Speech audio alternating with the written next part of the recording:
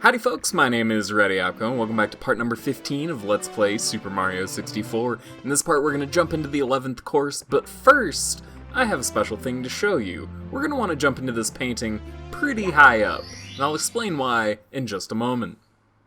I think I might actually have jumped too high, but star number 1, Shocking Arrow Lifts in course 11, Wet Dry World, has a neat mechanic. Yes, I did indeed jump too high, as it were. This course is one of the coolest, in my opinion. Maybe not the most, I think it probably has the most interesting design, is what I mean when I say that it's the coolest. It's maybe not the most memorable out of all of them, but it definitely has one of the coolest things in it, which are the switches that you can find throughout the stage. You saw that I almost hit one over on that ledge over there. And then this one lowered the water level to where the switch is at currently. So by doing that, we are able to get over to the Shocking Arrow Lifts, and you can see we've got an Electro Buddy, but I'd say we ignore the arrow lifts and just jump over to our star. Seems a bit easier than, you know, messing with the messy mechanics.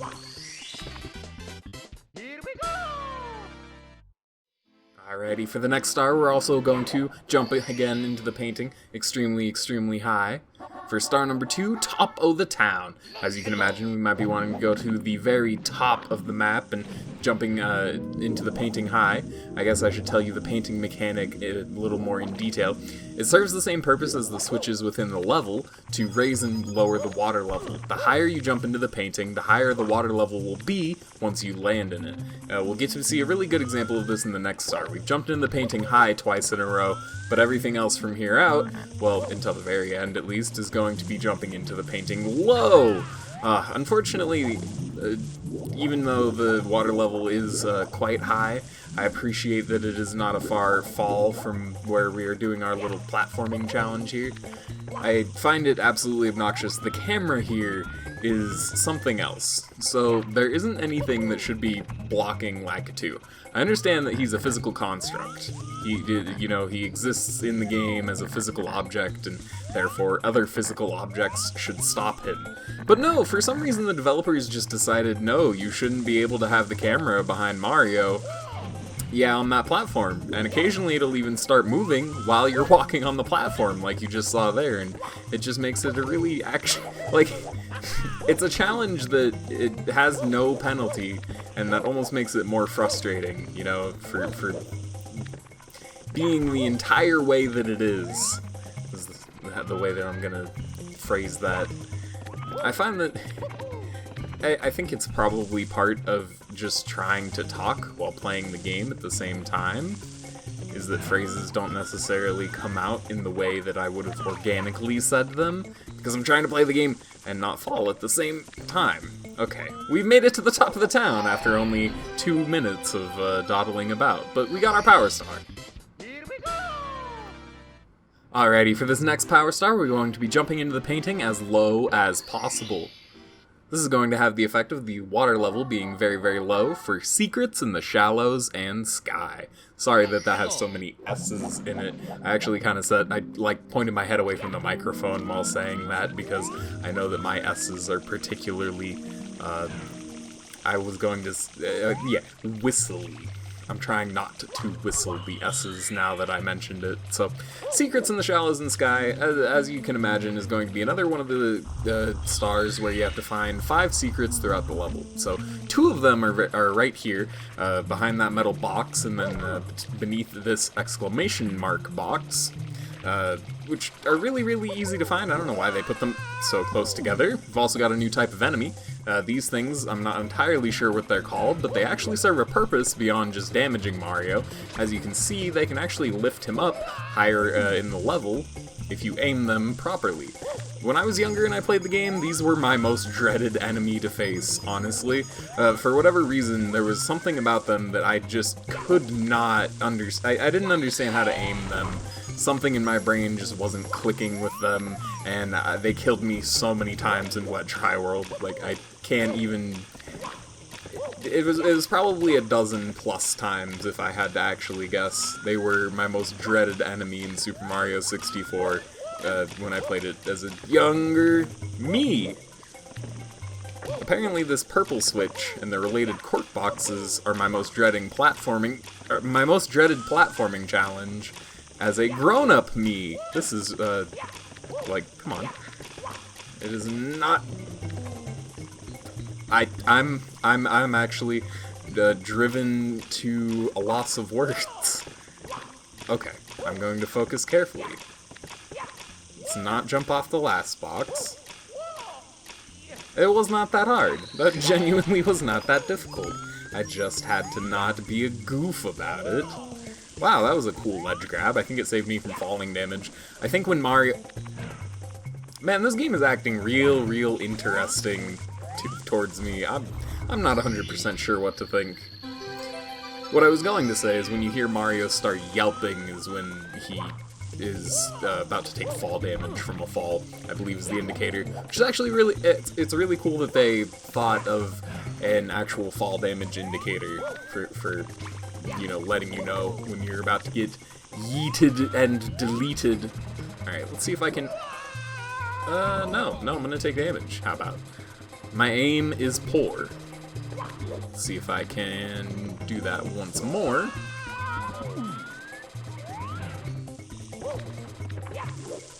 Use his other friend. Okay, let's get out of Backflip City.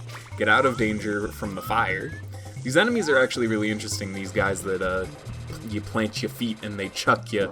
They have Bowser's signature painted on the side, which is really cool. It is really uncool when you get chain thrown like that.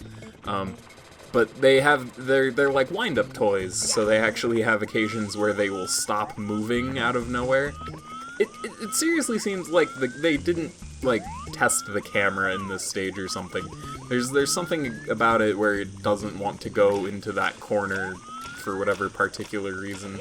Okay, I think where I would actually like to go is here, and we're going to do a clever thing, which is not so clever, but I'm going to collect the star by swimming to it, because it is a little easier than jumping to it. Okay. I'm just trying to do things too fancy, is what I'm going to judge it. Take things slow, and, you know, use the entire extent of Mario's moveset. There is a reason that you have the easier crouching backflip, and the much harder, well, I don't want to say much harder, but the harder jumping backflip. You have to judge your momentum properly in order to do the jumping one. It is a little trickier. But swimming to the star makes it much easier than having to get all the way over to this platform. I didn't realize it was over here. It's actually a lot easier than I thought it would be. I probably did not need to raise the water level for that, but I did it anyways so that I could continue talking through the painting cutscene and tell you that we are going to once again be jumping into the painting extremely low. It's going to serve us for star number 4 here, which is Express Elevator. Hurry up! Alrighty, for this star, we're going to start off. There's a cork box right here. I'm gonna bop it out of existence, explode it into polygons. And then we're going to continue our trek up the wet, dry world tiers here. We're going to use our Chuckya friends once again. Please don't throw me again. I really dislike getting chain thrown like that. There's nothing you can do while Mario is laying on the ground like a useless idiot. You just have to accept your fate and hope that you get thrown in a good direction. And most of the time you do not. Most of the time it is poor. As you can see there, it is really unfortunate. I don't like that feature. And I am not the biggest fan of it. What I am a fan of is actually this particular star. It gave me so much trouble. I think it was actually, because you had to jump up these boxes, which you saw how much trouble I had with that before. So what you have to do, you can see that we have a power star trapped in the cage here. Is you need to hit this elevator. Oh, if I can actually jump onto it. Jump onto this elevator, jump down. Oh, I actually did a good thing and I bounced off the cage to negate the fall damage. That was actually a really pro move, if I do say so myself. Normally you just take the fall damage and then wall jump in here. It gives you a pretty generous amount of time, but when I did this when I was younger, I simply could not collect this power star. This I think, was one of the ones that might have eluded me.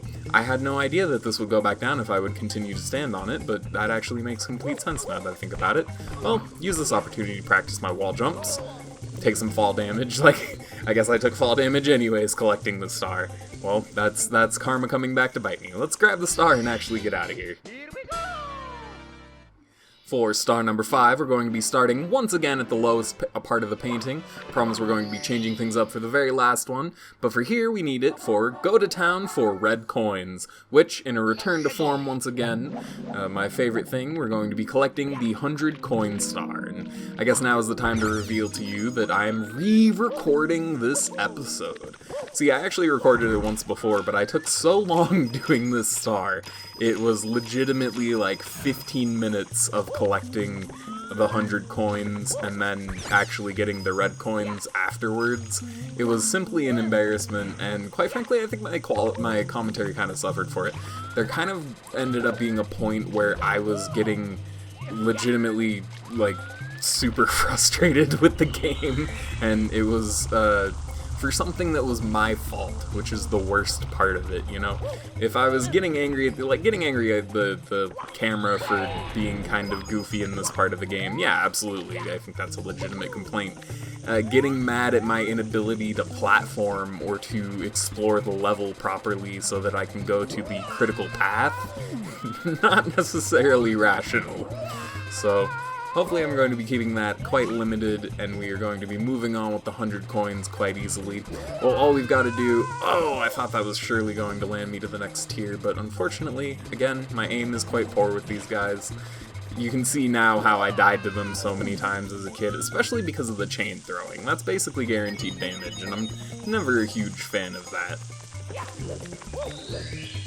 Yeah, this is going a lot better than my first attempt at gathering 100 coins, and what I was saying before is we only need 84 because the red coins themselves count as 2 coins each, and we will be needing to gather those to collect the requisite power star to move on out of here. Thankfully, this stage, these coin boxes give you a whole heck of a lot. I believe that is 10 coins per exclamation mark box, so all we need to do is grab these 5. We're going to move on to the Chuckya enemy, which I didn't actually mention this guy before. Oh, I called the other guys Chuckyas, but both enemies kind of serve the same purpose, although this guy is much less threatening because he moves in a really awkward pattern. But if he does manage to grab you with the front of his body, he will rotate in place and then throw you.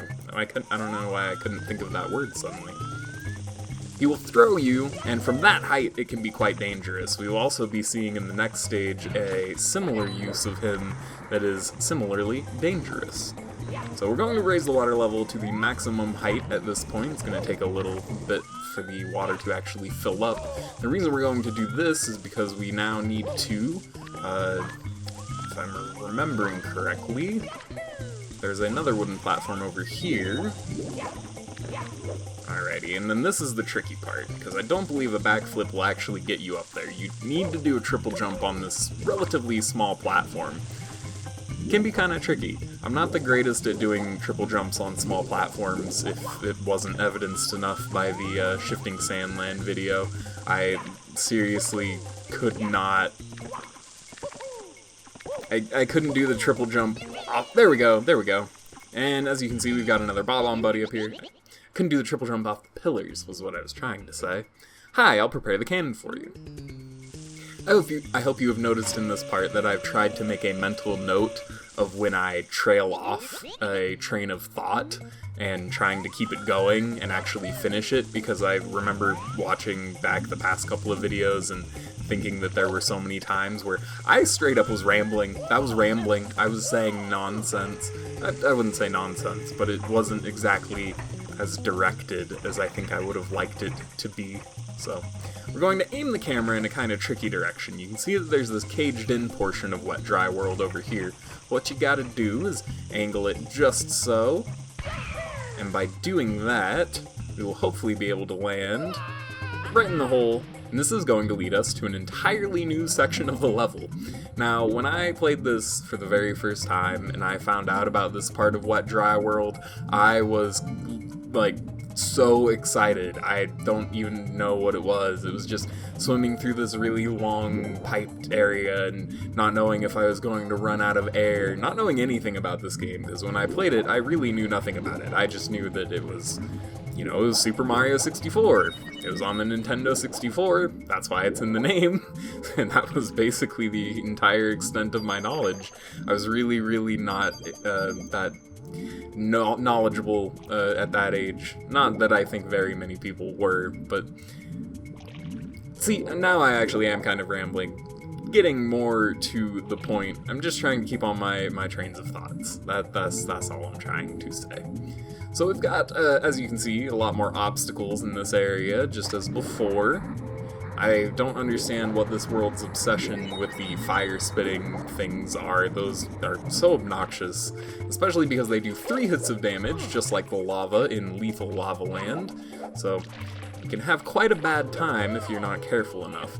And see, this was the part that was so tricky for me. Getting up to these 2 red coins took me actually a minute. Oh, well, it might actually end up taking me an entire minute once again. Oh, a backflip is indeed actually just enough height to land on the wall. Not that it matters, because I completely biffed it, and Lakitu is being really not cooperative. Oh, jeez. Please, there we go. See, this is where the source of my frustration with Lakitu as a camera comes from, is the fact that it has the ability to phase through walls, but only when the game demands it, not when you the player, demand it. It's really frustrating, and it's something that I'm glad they've fixed in most modern games. Not many modern games have really terrible camera controls that I can think of. At least not in the past couple of years. They've managed to generally get that stuff down at this point, but there have been some stinkers, and man, there's nothing that irritates me more than treating the camera as a physical object. It should not collide with the geometry in your level, man. That's just the opinion that I have. It's such a terrible feeling when you try to move the camera and it is stopped by a building or something. It just doesn't feel good. Now, one of the solutions that I've seen that tends to work out okay is you can, like, bounce it off of the geometry, if you will, like press it into things, but that can have other unrelated issues, such as if you get too close. If you get the camera too close inside of a character, you will suddenly see the inside of their model that you were never supposed to be able to, and that can have some funny results occasionally. Although, you know, sometimes you get a game like, what was it, Assassin's Creed Unity, I think that it was, that was shamefully buggy, and you could just see through people's faces sometimes without the camera messery. You've collected 100 coins, which is absolutely excellent, because I wasn't even paying attention to my coin count. That was a surprise for me, quite legitimately. But that said, I've only got 2 more red coins left, and I'm trying to remember. One of them is going to be up there, and one of them is right here, right? Yep, you couldn't see me collect it because the camera was bugging out, but I think that you get the general idea of how you're supposed to collect that one. Alrighty, and then this last one, how do I get up there again? You can't wall jump between the cage and there because the cage is slightly slanted, if you can see that. So I'm trying to remember what exactly the method up here is. I think what I can do, let's hop on top of here. Oh, and this pole. This pole, man. There's something about it. It's broken. It's broken. It's hilariously broken, actually. See? It just won't let Mario stay on it most of the time. You need to get quite a bit of height on it before it'll actually let you stay. It's a really goofy thing. It's probably because it's melded into that triangle or whatever right there. Okay, so if we hop up here, I want to actually avoid this switch, not trying to hit it. I was thinking that I could jump over there from here, but maybe I'm incorrect. Nope. If you do that properly, you can indeed long jump from up there. That's going to be our 8th red coin. Did that in a much faster time, and we're going to avoid having a 30-minute long video this time, which I'm very excited for. And I think my commentary has been generally better. I'm in a generally pretty good mood lately. Things have been on the up and up despite the, global things that might possibly have been happening during the time this was recorded. All of that said, I'm not trying to get my videos demonetized before they get monetized. Let's grab a star and get out of here. Excellent, and for our very last Power Star, as I mentioned before, we're going to be mixing things up from the previous ones, entering the painting from as high as possible, because where we're going is a quick race through downtown. Going back to the town area of Wet Dry World, because they couldn't manage to stick 6 Power Stars in this tiny little area. I mean, what are you expecting? They only did it for almost every other stage in the game. That said, I do appreciate the little connecting area that Wet Dry World has. It makes it feel just that little bit bigger, and I really appreciate, actually, that generally the later stages' designs.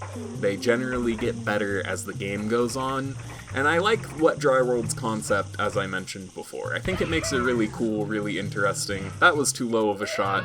That was just too low of a shot as well. That is most unfortunate. But as you can see, it's pretty evidenced by what I was doing here, but you want the water level to be at its absolute peak in Wet Dry World for this last star, so that you can get over to the bob-omb cannon here, if I can not swim into the geometry. And this is going to let us get back to downtown, where you may have noticed that there were 2, count them 2, just like in Dire Docks. We've got a metal cap box and a vanish cap box. I think only one of which is actually useful. I genuinely don't know why that metal cap box is there, considering that you can swim to these both switches in the area and activate either of them to manipulate the water level at will, therefore making the ability to walk at the bottom of the water basically useless. I genuinely don't know why you would want to do that, but if you choose to do so, you can use the metal cap box at the top of the area here. I'm not going to stop you. I'm not a cop. I'm just a guy on YouTube. I can't actually stop you from doing anything. Not necessarily that... Okay, let's go ahead and cut that off there and go ahead and hit the other water switch in this room. It's going to let us access the vanish cap box without issue, which is going to be key in our ability to collect the star. As we saw in the very first implementation of it in the vanish cap course, it lets us have the ability to walk through certain objects, and then some others it's just not so much about, which I don't know why the vanish cap is so picky, but it will enable us to walk through these brick walls that were challenging us before with Lakitu, and through the cage here that is blocking us from our 6th Power Star. And all we've got to do is a crafty wall jump off of the wall here, land us on the platform, and it's going to take us to the final Power Star of Wet Dry World. Ah, that was so much more enjoyable than the last time that I recorded this. I'm much more excited to edit this together and put it up tomorrow. This is tomorrow's video. I'm not a huge fan of recording so close to what is effectively a deadline like that, but on the other hand, I had a lot more fun doing it this time, and I'm excited to edit this footage together I'm much more excited to edit this footage together than I was the previous. So I hope you guys enjoyed this as much as I enjoyed putting it together, and I hope you will be staying tuned for, I think it is through this door? No, this is the door to Snowman's Land, right? Yep, of course I'm completely wrong about that. We're going to go to the door opposite of Snowman. No, course 11 is not the door opposite. Course 11 is going to be waiting for us in yet another one of the paintings on this floor. Could it be one of these of, that almost looks like Navi the Fairy, that's very interesting. Could we be taking a trip back to Bob-omb Battlefield, Snowman's Land, a brand new painting, Dwomp's Fortress, and Jolly Roger Bay once again? Might be a retro trip, who knows? I will leave you in suspense for part number 16. I hope you'll be joining me then.